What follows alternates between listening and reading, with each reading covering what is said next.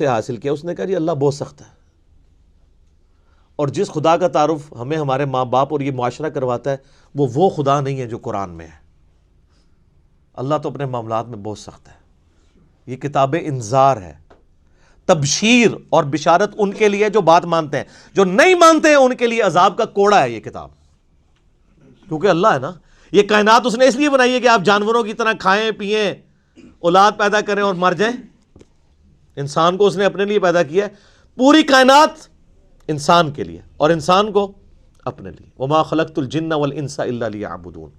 اچھا یہ جو بات ہے نا، ختم اللہ علی قلوبہم وعلی سمعہم وعلی ابصارہم، مہر لگا دی ان کے دلوں پر، کانوں پر، آنکھوں پر، پردہ ڈال دیا، اب عذاب ہی ان کو آئے گا۔ یہ آپ نے اگر بات سمجھنی ہے نا تو آپ پارہ نمبر 7 کے آخری صفحے پہ آ جائیں، سورۃ الانعام میں آیت نمبر ہے 110، 7ویں پارے کی آخری آیت، آپ کے یہ بلو والے قرآن میں 142 نمبر پیج کی آخری آیت 110 نمبر۔ وَنُقَلِّبُ أَفْئِدَتَهُمْ وَأَبْصَارُهُمْ، ہم پھیر دیتے ہیں ان کے دلوں کو اور ان کی آنکھوں کو، عقل اور ان کی آنکھوں کو، کہ وہ حق بات قبول نہ کریں۔ حق سے اللہ فرماتا ہے کہ میں ان کو حق سے اندھا کر دیتا ہوں۔ کما لم یؤمنوا بہ اول مرہ، جس طرح کہ انہوں نے بھی تو پہلی دفعہ جب ان کے اوپر حق کھلا تھا انہوں نے ایمان لانے سے روگردانی کی تھی نا، اب یہ چاہیں گے بھی نہ تو میں ان کو اسلام کی طرف نہیں آنے دوں گا۔ وَنَذَرُهُمْ فِي طُغْيَانِهِمْ يَعْمَهُونَ، اور میں ان کو چھوڑ دوں گا اپنی سرکشی میں بھٹکتے پھریں۔ وَلَوْ أَنَّنَا نَزَّلْنَا إِلَيْهِمُ الْمَلَائِكَةَ، اور اب اگر فرشتے بھی ان کے سامنے نازل ہوں، وَكَلَّمَهُمُ الْمَوْتَى، اور مردے قبروں سے نکل کے ان کے ساتھ بات کرنا شروع کر دیں، وَحَشَرْنَا عَلَيْهِمْ كُلَّ شَيْءٍ قُبُلًا، اور ہر چیز جن کا ان سے وعدہ کیا تھا ان کی آنکھوں کے سامنے آ جائے، قیامت بھی، عذاب بھی، سب کچھ بھی، مَا كَانُوا لِيُؤْمِنُوا، پھر بھی یہ ایمان نہیں لے کے آئیں گے۔ یہ ہے سر کتابوں کا خدا، یہ نانی اماں، دادی اماں اور ماما نہیں ہے، یہ اللہ ہے۔ کتنی سختی ہے کہ فرشتے بھی، اب مجھے بتائیں کسی سے مردہ نکل کے قبر سے کہے کہ میری تو پھینٹی لگ گئی ہے، آپ کو تو پوری زندگی نیند نہیں آنی ہے، لیکن اللہ فرما رہا ہے پھر بھی یہ ایمان نہیں لے کے آئیں گے۔ کر لو جو کر، یہ اللہ کہہ رہا ہے۔ آمین۔ الا ان یشاء اللہ، ہاں اگر اللہ ہی چاہے زبردستی کسی کو اس طریقے سے ہدایت دے دے وہ الگ بات ہے۔ ولیکن اکثرہم یجہلون، لیکن اکثر لوگ جہالت کا شکار ہیں، وہ اپنی وشفل تھنکنگز کے اندر، امانیہم جنہیں کہا گیا ہے، وہ ان میں پھر رہے ہیں، پھرتے رہے۔ اللہ تعالیٰ اپنے معاملات میں بہت سخت ہے میرے بھائیوں، اللہ کو سیریس لینے کی ضرورت ہے۔ ظاہر ہے اس کائنات کی ایک ہی حقیقت ہے، وہ اللہ ہے، اگر اس کو کوئی سیریس نہیں لیتا تو اللہ تعالیٰ کے لیے کیا ہے؟ وہ تو اپنے نبی سے 3 دفعہ قرآن میں کہلوا رہا ہے، قل انی اخاف ان عصیت ربی عذاب یوم عظیم، اے نبی تم فرما دو کہ بالفرض اگر میں بھی اپنے رب کی نافرمانی کروں تو مجھے خود اس بات کا ڈر لگا ہے کہ بڑے دن کا عذاب مجھے بھی آ پکڑے گا۔ جی سورۃ الانعام، سورہ یونس، سورہ الزمر، 3 سورتوں میں یہ ایک آیت 3 دفعہ آئی ہے۔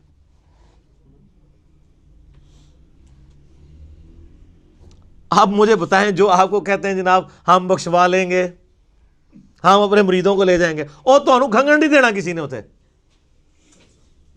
تو یہ اس لیے کہ نہ انہوں نے خود قرآن پڑھا ہوا ہے اور نہ آپ کو پڑھنے دیں گے، ورنہ آپ کا دماغ کھل جائے گا۔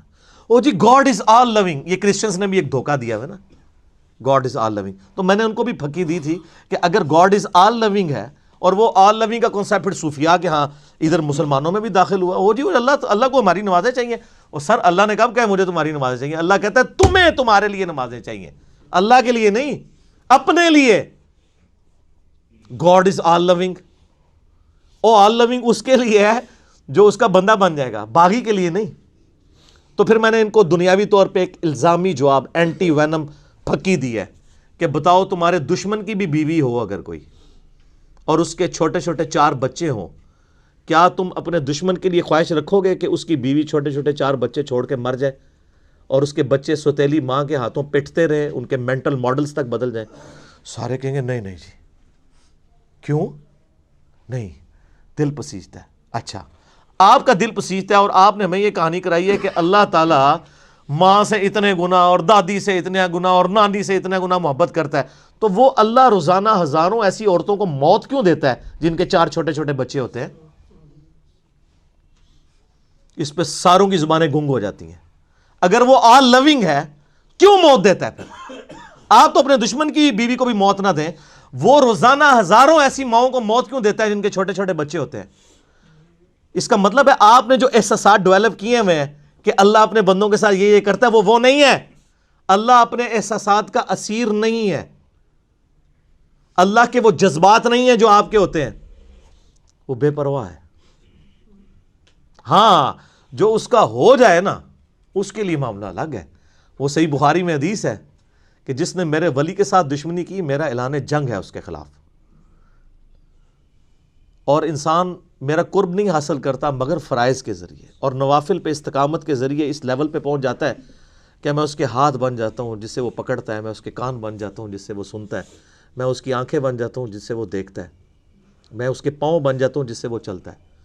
اچھا ادھر ہی حدیث روک دیتے ہیں صوفیاء اور وہ کہتے ہیں نہیں وہ خود ہی خدا بن گیا, ایتھوں ہاتھ پائے گا انج ہو جائے گا. وہ آگے پڑھو کیا لکھا ہوا ہے, وہ جب اپنے دشمن کے اگینسٹ مجھ سے پناہ طلب کرتا ہے میں اسے پناہ عطا کرتا ہوں. اگر وہ اللہ ہی سے پناہ طلب کر رہا ہے تو وہ پھر ہاتھ مارنے جو گا تو نا یہ ہاتھ بن جاتا ہوں, پاؤں بن جاتا ہوں, کان بن جاتا ہوں. اس سے مراد یہ کہ اس کا اوڑھنا بچھونا پھر میں ہی بن جاتا ہوں. قل ان صلاتی و نسکی و محیایا و مماتی للہ رب العالمین. اے نبی تم فرما دو بے شک میری نماز, میری قربانی, میرا جینا, میرا مرنا سب اللہ کے لیے. اوڑھنا بچھونا اللہ بن جاتا ہے.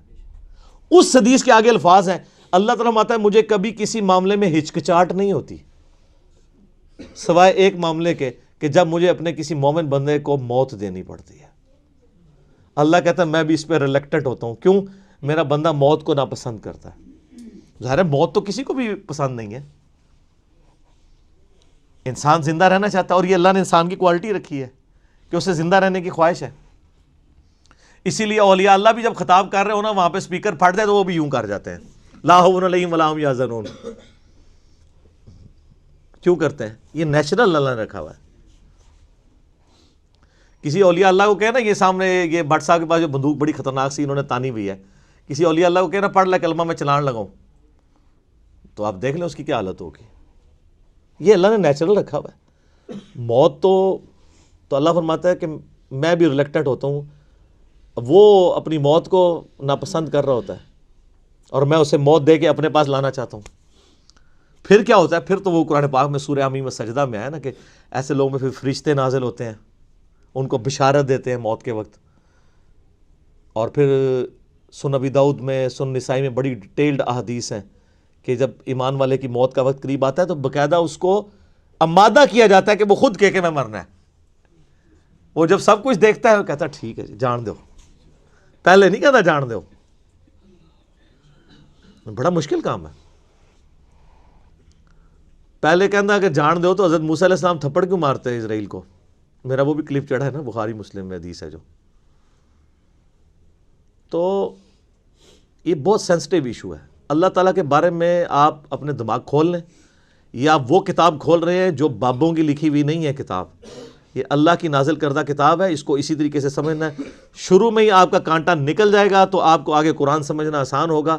اللہ کے مزاج کو سمجھنا ہے آپ نے, اور یہ دماغ میں بات طے کر لینی ہے کہ بابوں کا خدا اور ہے اور کتابوں کا خدا اور.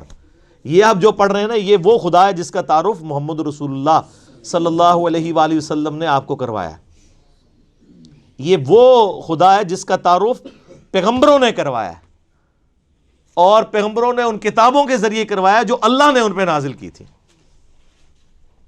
یہ مولانا روم کے مثنوی شریف والا خدا نہیں ہے, یہ قرآن شریف والا خدا ہے. ٹھیک ہے, وہ کہتے ہیں وہ مثنوی مولانا روم جو ہے وہ فارسی کا قرآن ہے. استغفر اللہ تو بولی ایڈیاں کہانیاں, ایڈے جھوٹ, اتنی انبیاء کی گستاخانہ واقعات اس کے اندر ہیں, اور اس کو کہتے ہیں فارسی کا قرآن ہے. سر فارسی کا قرآن وہی ہوگا جو قرآن کا ترجمہ فارسی میں شاہ ولی اللہ دہلوی نے کیا ہوا ہے. ٹھیک ہے, باقی وہ کہانیاں لکھتا رہے وہ قرآن نہیں بنتا. تو یہ ساری میں نے گفتگو شروع میں ہی کانٹا نکال دیا. وَمِنَ النَّاسِ مَن يَقُولُ آمَنَّا. لو جی اب منافقین کا یعنی